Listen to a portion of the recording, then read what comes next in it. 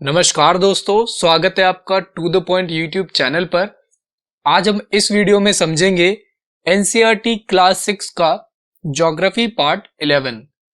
अगर आपके आसपास अवेलेबल हो तो आप पेन और पेपर लेकर वीडियो के इंपॉर्टेंट पॉइंट्स को नोट कर सकते हैं। चलिए वीडियो स्टार्ट करते हैं हम अपने प्रीवियस पार्ट के होमवर्क या फिर प्रैक्टिस क्वेश्चंस के साथ। तो पहला क्वेश्चन था यहाँ पर, भारत की किस देश के साथ सबसे लंबी इंटरनेशनल बाउंड्री है?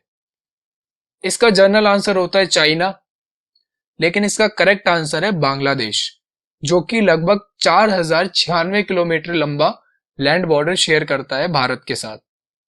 अब ऐसा क्यों है उसे देखते हैं। इस इमेज में देखो, यहां से मान लेते हैं चाइना का बॉर्डर शेयर होता है, लेकिन अब इधर तो नेपाल आ गया आगे, फिर इधर थोड़ा सिक्किम का पार्ट, फिर अरुणाचल प्रदेश। इसको आप ऐसे समझो, ये मान लेते हैं 1 किलोमीटर लंबी लाइन है स्ट्रेट, ठीक है, 1 km।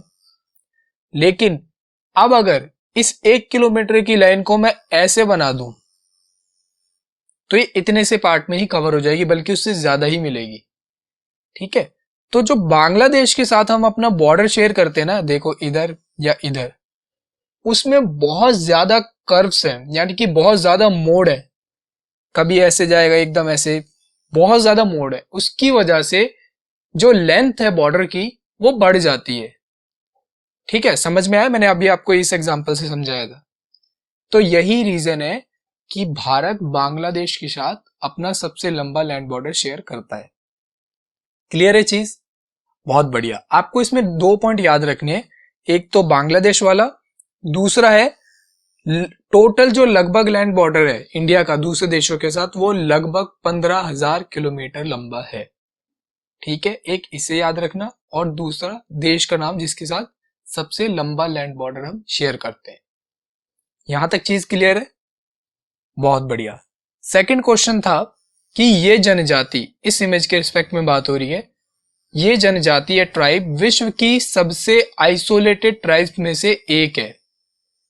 ठीक है, और जिन्होंने 2019 में एक अमेरिकी नागरिक पर जानलेवा हमला किया अपने डिफेंस में, जिसमें उसकी मृत्यु हो गई। तो हमें बताना था कि ये जनजाति भारत में किस स्थान पर रहती है। इसका सही जवाब है नॉर्थ सेंटिनल आइलैंड। ये मिलेगा आपको अंडमान एंड निकोबार द्वीप समूह के मिडल से ईस्टर्न पार्ट में, यानी कि इधर। ठीक है, और इस ट्राइब का नाम है, इस आइलैंड के नाम पर ही, सेंटिनलीज ट्राइब। ठीक है, याद रहेगा, Sentinelese tribe, north sentinel island. ठीक है, क्लियर है? बहुत बढ़िया। आज की वीडियो में स्टार्ट करते हैं अपने टॉपिक से, हिमालयास। अब सबसे पहले इसका मतलब समझते हैं कि हिमालय का मतलब क्या, अर्थ क्या है। इसका संधि विच्छेद करने पर हमें मिलेगा हिम जमा आलय। ठीक है, हिम का मतलब बर्फ, आलय का मतलब घर, यानी कि बर्फ का घर। ठीक है, हिमालय को मुख्य रूप से 3 माउंटेनियस रेंजेस में डिवाइड किया गया है। आप देख सकते हो, ये हिमालय का विस्तार दिखा रही है इमेज। 1, 2 एंड 3 ये रेंजेस है हिमालय की। अब इनके बारे में जानते हैं। पहली है 1 नंबर वाली, ग्रेट हिमालय या हिमाद्री। इसी रेंज में, यानी 1 नंबर वाली पट्टी को देखो, इसी रेंज में विश्व के सबसे ऊंचे शिखर हमें देखने को मिलेंगे। कैसे देखते हैं? तो हमें पता है कि भैया यहां पर तो है K2, यहां कहीं आपको देखने को मिलेगा हिमालय पर्वत नेपाल में, और इधर आपको देखने को मिलेगा कंचनजंगा। ठीक है, तो अब हमें बात क्लियर होगी, ये वाला पार्ट 1 नंबर का एकदम ऊपर वाला पार्ट। ठीक है, तो ये सच बोल रहा है इसका मतलब। ठीक है, ये फैक्ट हमने चेक कर लिया है कि जो ग्रेट हिमालय रेंज है उसमें हमें विश्व के कुछ सबसे ऊंचे पर्वत देखने को मिलते हैं। क्लियर होगी बात? बढ़िया। सेकंड पॉइंट यहां पर कह रहा है मिडल हिमालय या हिमाचल। ये स्टेट की बात नहीं कर रहा, ये रेंज का नाम है। ठीक है, हिमाचल ये हिल स्टेशंस वाली रेंज है, जैसे नैनीताल, मनाली, शिमला, मसूरी इत्यादि। ये 2 नंबर वाली पट्टी देख रहे हो, इसमें आपको काफी सारे हिल स्टेशन देखने को मिल जाएंगे। ठीक है, और उनमें से कुछ एग्जांपल्स मैंने यहाँ पे आपको दिए भी हैं। अगला और आखिरी जो रेंज है हिमालयस की वो है शिवालिक रेंज। हिमालय की सबसे दक्षिणी रेंज को शिवालिक रेंज कहा गया, यानी कि 3 नंबर वाली। ठीक है, ये वाला। और जैसे अगर आपको कभी मौका मिला हो तो अगर आप ऋषिकेश गए हो तो वहां पर जो रिवर राफ्टिंग होती है, ठीक है, गंगेज में, तो वहां के आसपास की जो पहाड़ियां है ना वो शिवालिक रेंज है। ठीक है, बढ़िया। अगला पॉइंट कह रहा है कि the great northern Indian plain या भारतीय उत्तरी मैदान हिमालय के सदर्न पार्ट में स्थित है। ये दिख रहा है आपको, ये वाला थोड़ा सा डार्क जो ग्रे ग्रे सा एरिया है ना, ये इसके बारे में बात हो रही है।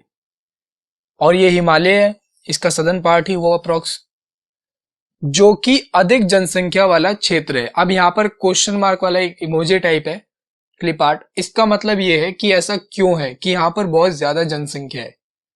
अगर आप ध्यान से देखो तो ये जो भी उत्तरी मैदान की बात हो रही है ना, यहां पर आपको देखने को मिलेगी कुछ प्रमुख नदियां साउथ ईस्ट एशिया की, ठीक है, या फिर सदर्न एशिया की।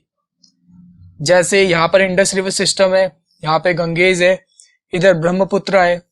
ठीक है, तो इन सभी रिवर से क्या होता है, ये काफी लंबी रिवर्स है और काफी बड़ी है। ठीक है, इनमें वॉल्यूम ऑफ वाटर डिस्चार्ज भी काफी ज्यादा है। और इसमें क्या मेन बात होती है कि जो मिट्टी को उपजाऊ बनाने वाले जो एलिमेंट्स होते हैं ना, वो सबसे ज्यादा इन्हीं नदियों में देखने को हमें मिलेंगे। ठीक है, इसी वजह से ये जितना भी क्षेत्र होगा ना, ये काफी उपजाऊ होगा। और उपजाऊ होगा तो इसका मतलब यहाँ पर जनसंख्या ज्यादा होगी, कृषि खेती बाड़ी मुख्य यहाँ पर इनकम के सोर्स होंगे। ठीक है, तो इस वजह से यहाँ पर अधिक जनसंख्या हमें देखने को मिलती है। क्लियर होगी बात? बहुत बढ़िया। अगला पॉइंट है जलोढ़ निक्षेप या एलुवियल डिपॉजिट्स। अब इस मिट्टी के बारे में थोड़ा डिस्कस करते हैं। ये मिट्टी बहुत महीन या बारीक होती है, नदियों द्वारा इन्हें रिवर बेसिन्स में गिराया जाता है। ठीक है, जो भी बेसिन्स आपको देखने को मिले इधर इधर या फिर इस तरफ, मतलब बेसिकली जो प्लेन्स अभी हमने डिस्कस किया यहीं पर ये डिपॉजिट होते रहते हैं, कभी आसपास पे यानी किनारों पे। ठीक है, एलुवियल डिपॉजिट ज्यादा फर्टाइल या उपजाऊ मिट्टी को बनाते हैं, जैसा कि हम अभी डिस्कस कर चुके हैं। ठीक है, क्योंकि इनमें सिल्ट, क्ले, सैंड और अच्छी मात्रा में ऑर्गेनिक मैटर भी होता है। ठीक है, इस वजह से जो इनके द्वारा मिट्टी लाई जाती है ना, जो एलुवियल डिपॉजिट्स ये करते हैं, वो बहुत ज्यादा उपजाऊ होते हैं, बहुत ज्यादा फर्टाइल होते हैं। ठीक है, और उसकी वजह से जनसंख्या इस पूरे रीजन में ज्यादा हमें देखने को मिलती है। यहां तक चीज क्लियर होगी? इन दोनों पॉइंट्स का लिंक समझ में आ गया? बहुत बढ़िया। अगला पॉइंट है पश्चिम या वेस्ट की ओर बहने वाली मुख्य नदियां हैं नर्मदा व तापी। आप देखो ये वाली जो रिवर है ना, ये विंध्यास जो रेंज है ना, ठीक है, श्रृंखला जो विंध्य श्रृंखला और नीचे सतपुड़ा, यहां से निकलती हैं दोनों। तो ऊपर वाली जो ये लंबी नदी ये है नर्मदा, और यहां सतपुड़ा से निकलने वाली नदी का नाम है तापी। ठीक है, और ये इन रेंजेस से निकलकर अरेबियन सी में यहां पर गिरती है। ठीक है, क्लियर होगी चीज? आपको ये याद रखना है, ये इंपॉर्टेंट क्वेश्चन है, कई बार आ भी जाता है डायरेक्ट या इनडायरेक्ट वेज में, कि पश्चिम की ओर बहने वाली दो मुख्य नदियां कौन सी हैं, या ऐसे आ जाएगी कि विंध्यास रेंज से निकलने वाली कौन सी मुख्य नदी जो अरेबियन सी में गिरती है। ठीक है, तो ये आप याद रखना, मैंने आपको मैप के माध्यम से भी समझा दिया इनकी लोकेशन और इनका जो ओरिजिन है वो लगभग किधर से होता है। ठीक है, बहुत बढ़िया। अगला पॉइंट कह रहा है वेस्टर्न घाट्स को हम समांतरी भी कहते हैं। अब वेस्टर्न घाट्स हमें पता है इस रेंजेस में देखने को मिलेंगे यहां पर। ठीक है, सदर्न पार्ट ऑफ इंडिया में वेस्ट साइड को। ठीक है, जब हमने कोंकण रेलवे डिस्कस किया था गोवा के बारे में, तब मैंने आपको इसके बारे में थोड़ी जानकारी दी थी। तो अब आपको पता चल गया होगा कि यहां से इधर तक तमिलनाडु तक आपको देखने को मिलेंगे वेस्टर्न घाट्स। और इनके और ज्यादा फैक्टर्स या एलिमेंट्स क्या हैं वो हम आगे टॉपिक्स में डिस्कस करेंगे जैसे जैसे इसका लेवल बढ़ता जाएगा। अभी फिलहाल आपको इसकी लोकेशन ज्योग्राफिकल पता होनी चाहिए कि कहां पर है। ठीक है, बढ़िया। अब हम देख लेते हैं आज के कुछ इंपॉर्टेंट क्वेश्चंस जिन्हें आप जरूर कमेंट करके आंसर दें, और मुझे अच्छा लगता है कि आप कमेंट करते भी हैं। पहला क्वेश्चन है कि हमारे प्यारे भारत की कौन सी दो प्रमुख नदियां एस्चुरी बनाती हैं? इस वर्ड से अगर आप फेमिलियर हैं तो इसका जवाब जरूर दें, नहीं तो इसका जवाब मैं आपको आने वाली वीडियोस के पार्ट में दूंगा ही। ठीक है, और अगला क्वेश्चन है इमेज रिलेटेड। इस इमेज में जो माननीय लोकसभा सदस्य इनकी बात हो रही है, स्पीच दे रहे हैं, उनका नाम व उनका लोकसभा क्षेत्र बताइए। ये काफी आइकॉनिक स्पीच थी, अगर आपने न्यूज के बारे में थोड़ा बहुत देखा हो तो आपको पता चल रहा होगा। बहुत ही मुख्य टॉपिक पर इन्होंने अपनी स्पीच दी थी और काफी यंग और आइकॉनिक लीडर है। ठीक है, और जिस क्षेत्र से आते हैं वो क्षेत्र भी भारत के लिए बहुत महत्वपूर्ण है और अभी हाल फिलहाल में भी न्यूज में काफी चल रहा है। ठीक है, तो आप ये मेरे को बताइए कमेंट करके। और अगर अभी तक आपने टेलीग्राम चैनल टीटीपी ऑफिशियल को ज्वाइन नहीं किया है तो उसे ज्वाइन कर लीजिए। इससे आपको क्या फायदा होगा कि आने वाली वीडियोस के टॉपिक, टाइमिंग और एमसीक्यू पीडीएफ्स में आपको वहां पर शेयर करने लग जाऊंगा। ठीक है, और वीडियो को लाइक करें, कमेंट करें जरूर से जरूर, और चैनल को सब्सक्राइब भी कर लीजिए ताकि आपको फ्यूचर वीडियोस की नोटिफिकेशन मिलती रहे। अंत में देखते हैं हम अपना एक फेवरेट पर्सनैलिटी कोट। इनको तो आप जानते ही होंगे, 3 इडियट्स मूवी इन्हीं के जीवन से इंस्पायर्ड है। ठीक है, हाल फिलहाल में इनका एक फेमस कोट था, वो आपके साथ शेयर करूंगा। चीन को जवाब सेना देगी बुलेट से और नागरिक देंगे वॉलेट से। इनका नाम है श्री सोनम वांगचुक।